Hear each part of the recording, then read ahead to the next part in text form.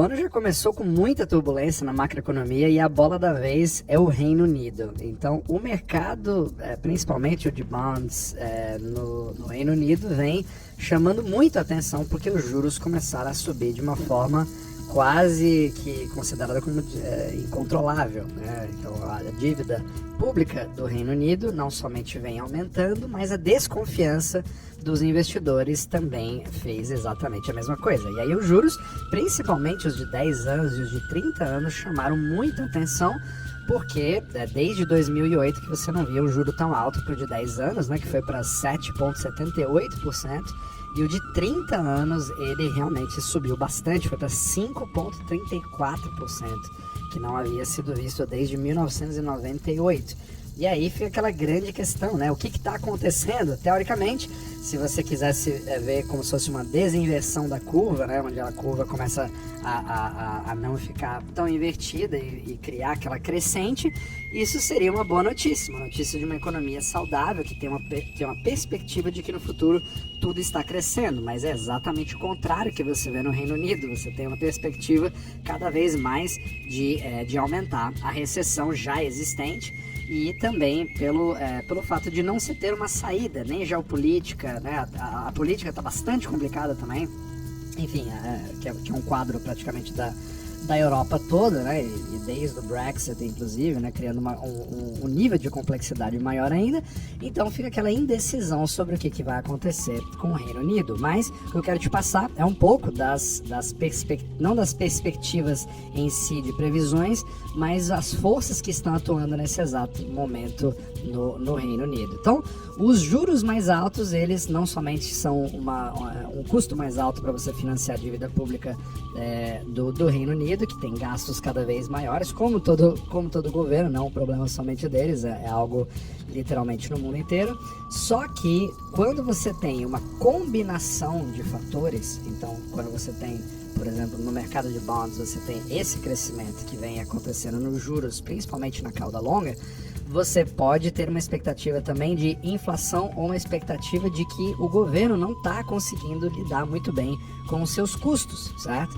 E ao fazer isso, você tem o que a gente chama de bond vigilantes, ou seja, essas são as pessoas que são bears, né, completos em relação a bonds, e vem uma crise institucional na parte da dívida soberana.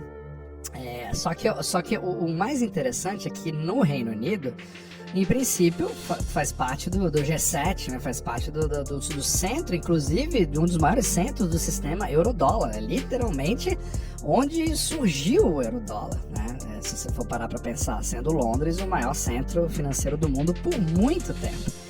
Então, quando você começa a ver uma desestabilização completa, você vê os mercados se movimentando bastante. Então, só que especificamente nesse caso, foi um ponto até chamado a atenção ali pelo Macro Elf, que é um italiano, que ele é muito interessante, eu sigo bastante o que ele fala, ele é especialista em bonds. Ele fala a seguinte coisa: nesse exato momento, você tem como se fosse uma tríade que está acontecendo no Reino Unido.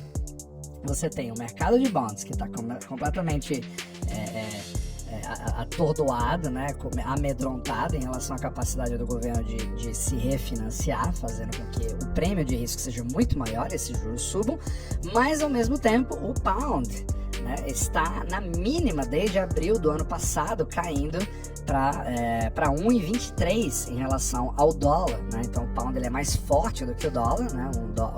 Um pound equivale a 1,23 dólares, mas ele vem se enfraquecendo bastante, que é exatamente o efeito do DXY em relação à força do dólar, também afeta o Reino Unido. Só que o Reino Unido está sendo um dos elos fracos da corda também, porque não somente você tem os bonds, os juros subindo, ou seja, mais custos para se financiar, o pound caindo em relação ao próprio dólar, e em terceiro também o problema do mercado de ações dentro do Reino Unido caindo.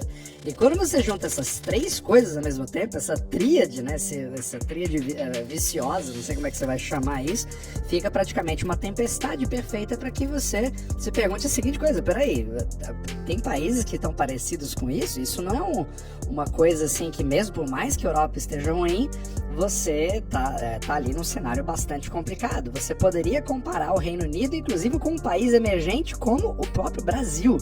Então, até o McGraw falou, olha, o mercado está tratando o Reino Unido como eles trataram o Brasil nesse exato momento. Quedas nas bolsas, sem perspectiva, moeda praticamente derretendo e o custo de financiamento do governo sendo exatamente igual. O que é bastante irônico, né? São países completamente diferentes. Então, mas para você ver como que, até baseado no meu capítulo anterior, como que o dólar, o sistema euro-dólar, não é o problema em si, o causador de tudo isso, mas ele demonstra claramente, ele mostra por meio desses movimentos os elos mais fracos naquele momento da macroeconomia. E agora vai ser importante prestar bastante atenção no que vai acontecer no Reino Unido a partir de agora, sendo que ele é tão importante, principalmente em instituições bancárias, como distribuidores do sistema euro-dólar. A cidade de Londres é literalmente o berço do Forex, né? Pra quem conhece o mercado, né? De foreign exchange, etc., é literalmente os maiores hubs do mundo. Então é importante, não somente, obviamente, para a Inglaterra, mas para o resto do mundo, que haja uma estabilidade nesse movimento. Só que, infelizmente, também o milkshake do dólar prevê exatamente esse tipo de coisa. Como se dá a dinâmica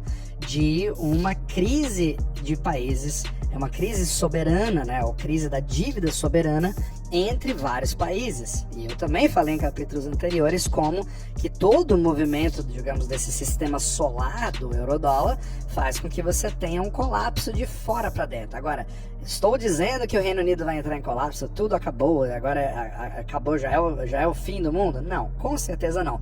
Só que tudo isso é interessante você sempre ver onde vem as rachaduras que vão acontecendo em todo esse emaranhado do sistema euro-dólar. Agora, ter isso em países periféricos como a Turquia, como, né, a Indonésia, como o próprio Brasil, etc., isso é uma coisa. Agora, você ter isso num dos berços ali do G7, um dos maiores hubs de eurodólares do mundo, é uma coisa que a gente precisa ter mais atenção. Você não pode dar da noite para o dia, pelo menos baseado em toda a macroeconomia e estabilidade, né, que vinha sendo trazida até então, tratar o Reino Unido imediatamente como um país emergente do nada, né? Então tudo isso tem implicações e obviamente que o capital ele vai migrar de um lugar para o outro. Agora é interessante ver o que está sendo feito com essa fuga, para onde está indo, né, essa fuga de capital do Reino Unido. Claro que uma das maiores dicas que eu posso te dar, mais óbvia de todas, seria os próprios Estados Unidos. E, inclusive, eu vou até colocar as fontes aqui, a distância entre a performance de economias do Reino Unido, inclusive em relação à própria alguns países europeus até que não estão indo bem, mas você vê como que o Reino Unido está indo mal, principalmente em relação aos Estados Unidos, esse gap não para de aumentar, ou seja, mostra cada vez mais indicativos de um continente literalmente perdido, não consegue ter uma definição geopolítica, uma definição econômica, uma definição política, uma definição fiscal para poder mostrar, ou de inovação, ou de criação de novas vagas, empregos, etc.